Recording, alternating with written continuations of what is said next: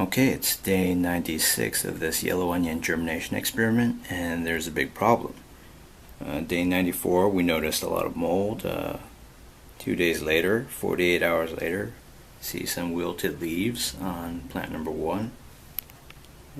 For plant number 2, yeah, these aren't the beginnings of wilt. This is merely just, kind of curled leaf tips, or at least I hope so.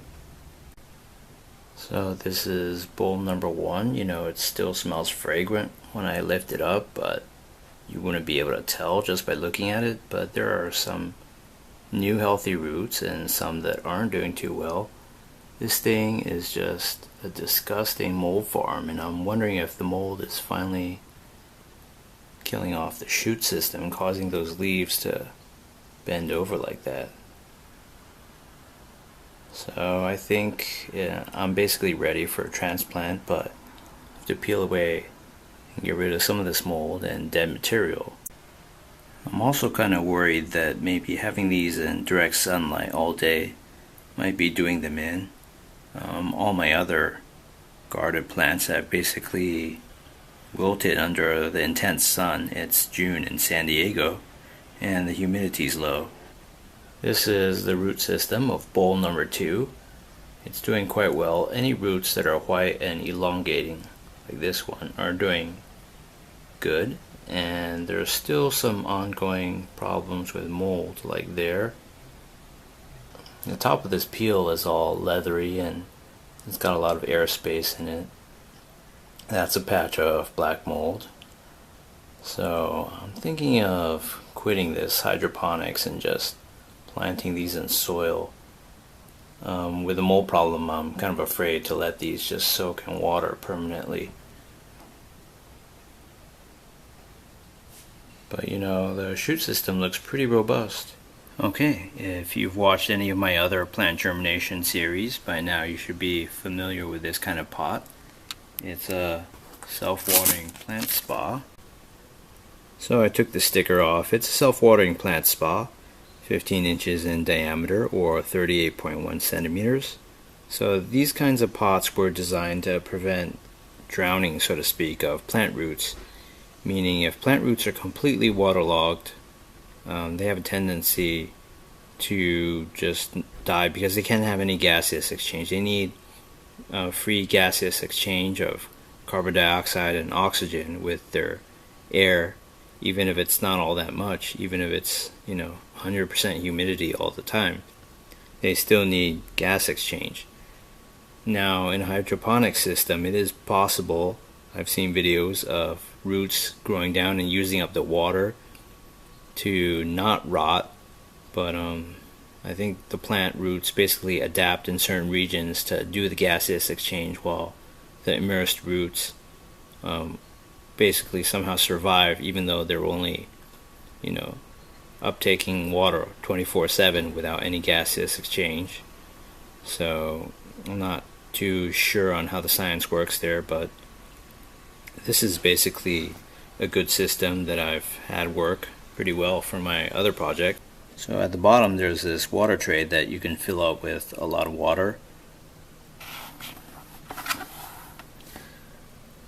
I would prefer using some kind of clean water like distilled water to prevent salination of the soil, because the San Diego tap water is so hard. So I've actually had this kind of pot in the shower before, and I filled up the water tray. Water comes into these holes, not through here because it's much higher. These are just gas vents to aerate the soil and allow for gaseous exchange with the soil. And the water mostly comes in through these 4 holes. It soaks into the dirt that's compacted in here, and that just travels upwards in a gradient through capillary action and wets the soil from the bottom. So it's kind of different from most pots where you're just watering from the top. Okay, so I've taken these things indoors and I'm going to do one last cleanup job, and it's going to be pretty disgusting. Okay, so I have a trash can underneath to collect the drip, and this is bulb 2. This is the easy part. See, there's mold here, trapped under various parts of the peel, but it's pretty gross.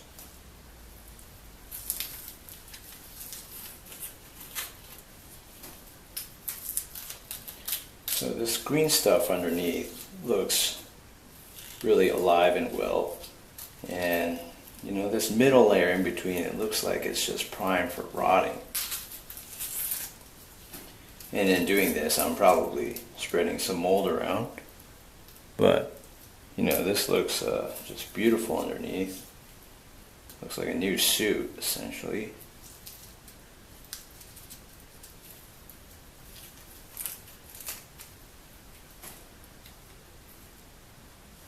Except when you get to this part and you realize, oh, that's rotting too.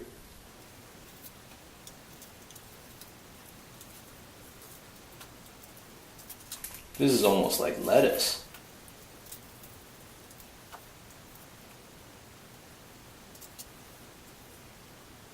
So there's another spot there that looks like it could be sort of rotting, but you know, I can't get every single little thing. So I'm going to wash these off.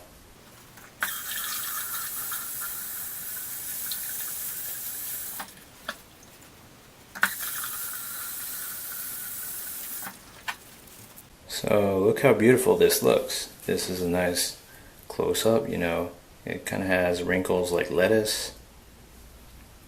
This is the shoot system of bulb 2. Still very healthy. Although I'm kind of worried about these little hooks here. It kind of makes me think the leaves are going to bend over just like in bulb number 1. But you know, that's as good as it's ever going to get.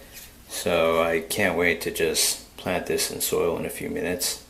And you know, I'm convinced this bulb is going to succeed. I'm not so sure about bulb number 1.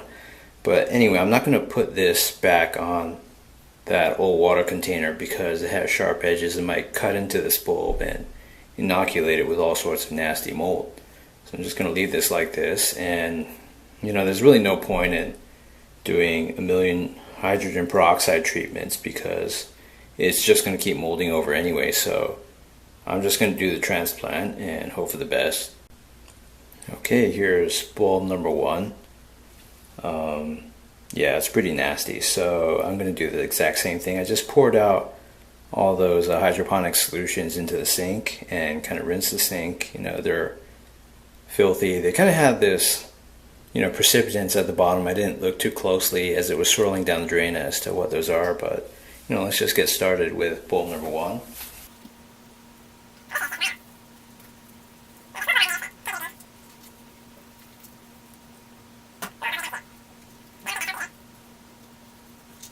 You know, this is interesting from the standpoint of we get to see what's inside, you know, the physiology of these bulbs.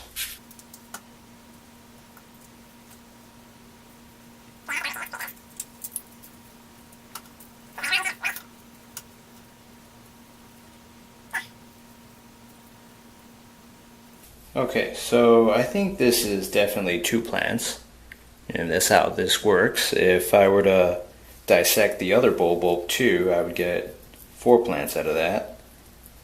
So you know, there's just so much rotten tissue to get rid of. It's almost like these are joined at the hip, you know, they're Siamese twins, so to speak.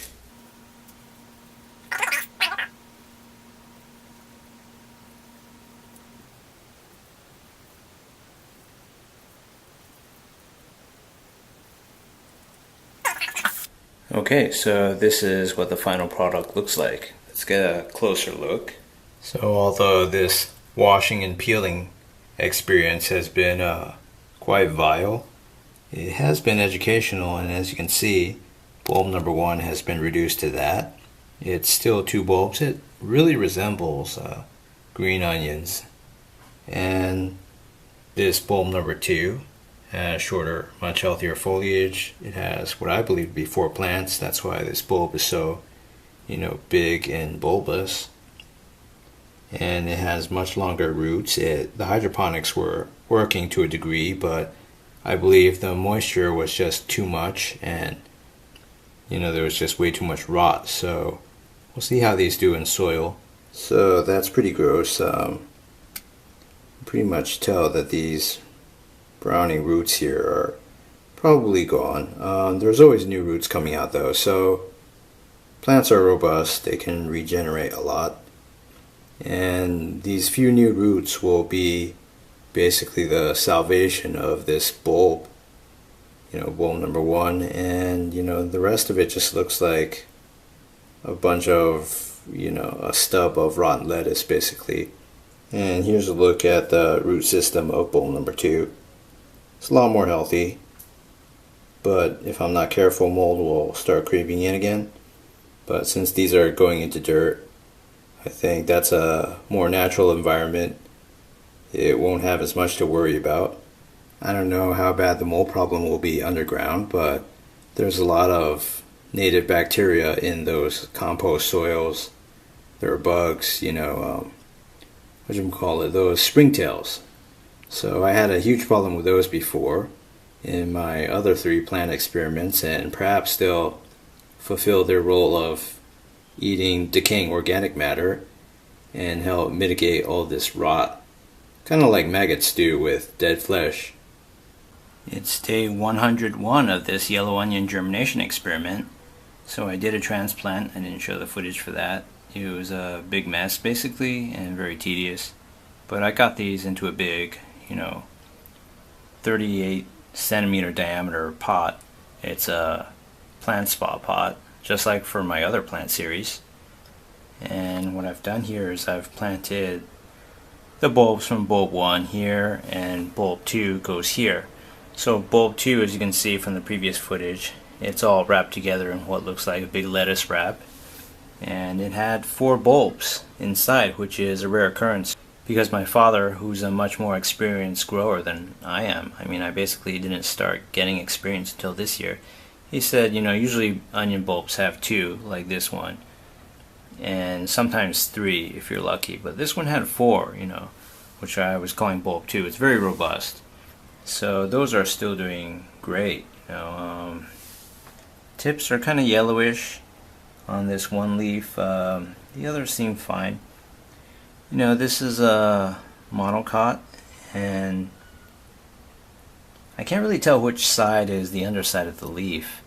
So plant leaves have these stomata, for plural, which are these little holes that allow for gaseous exchange because plants produce more oxygen than they ultimately use up.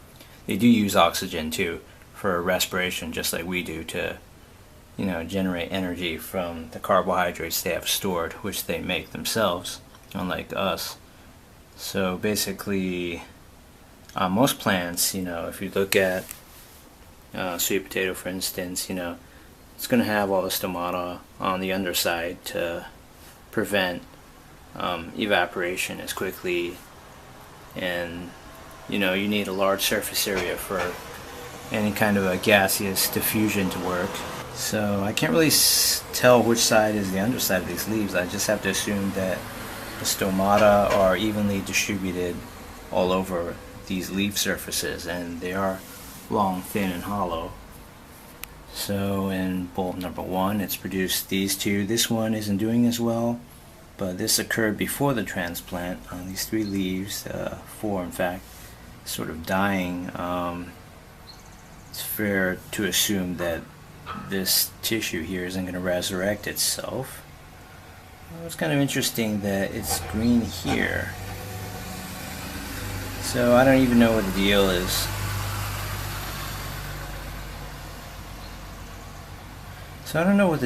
Here. Can this little bit of green tissue here still produce for the plant?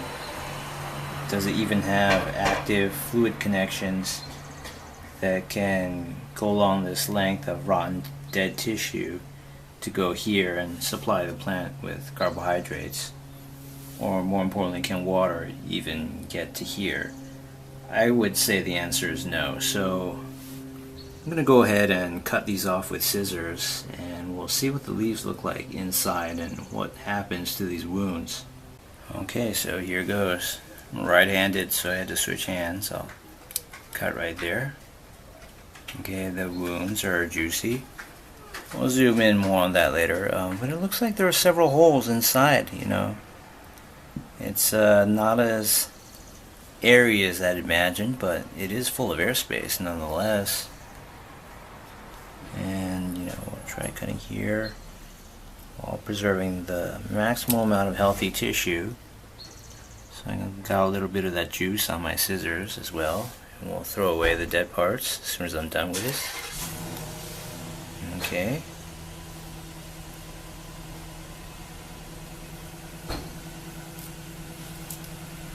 Okay, so that looks a lot more aesthetic, although I'm sure I harmed the plant a little bit further by creating these wounds. So here's a nice close-up view of this wound damage. And it's got like a few hollow tubes of air, you know, but there definitely does seem to be a side. I would say this side right here is the underside. So maybe that's where more of the stomata are. Maybe I'm wrong. Maybe they're just uniformly distributed across the leaf surface. And you know, I really haven't brushed up all that much on my plant biology. I really can't tell you xylem, phloem are, and all that stuff.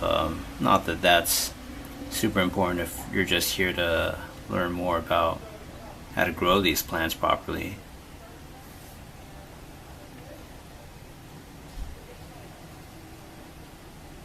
So here's another one.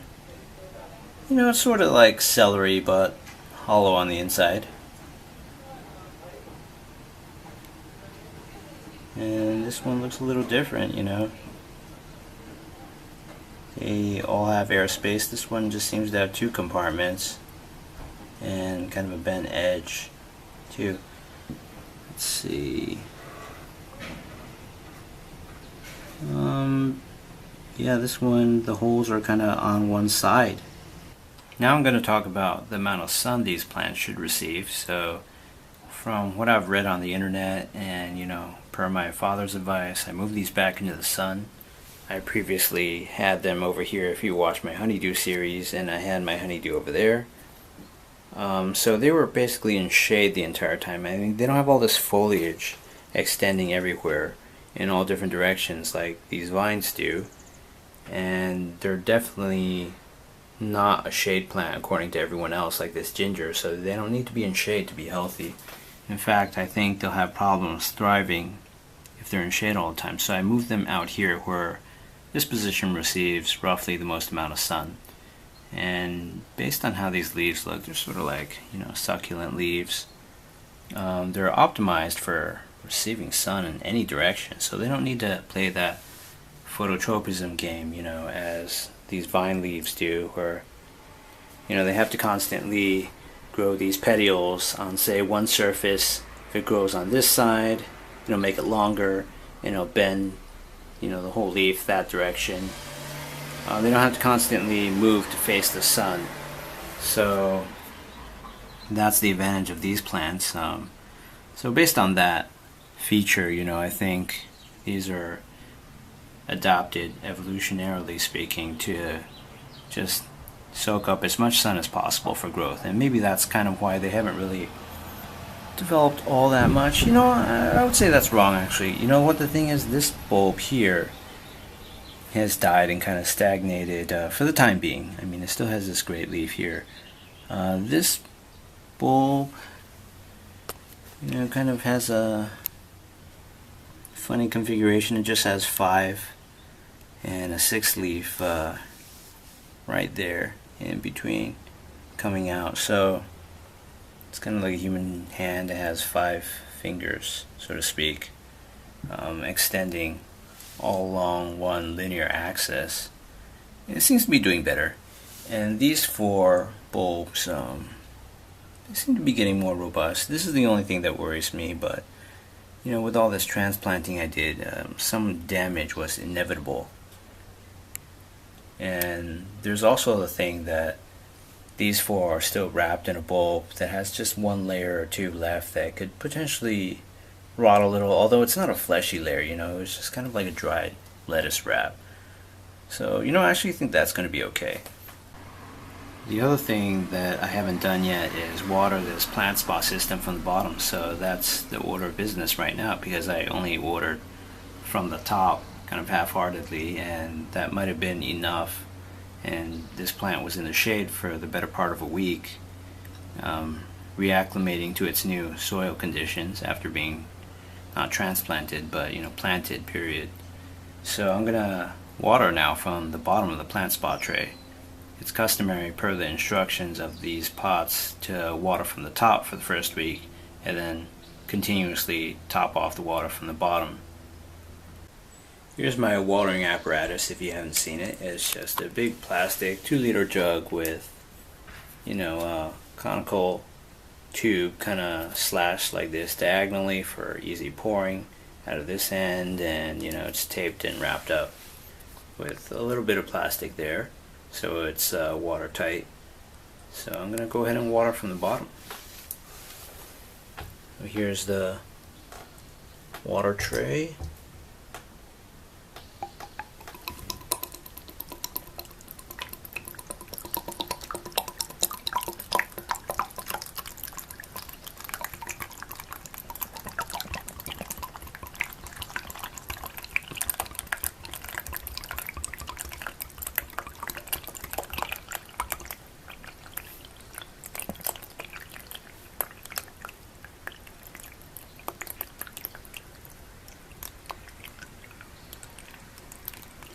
So I haven't really looked into how much water onions need, but I would say just by their leaf morphology, they kind of have these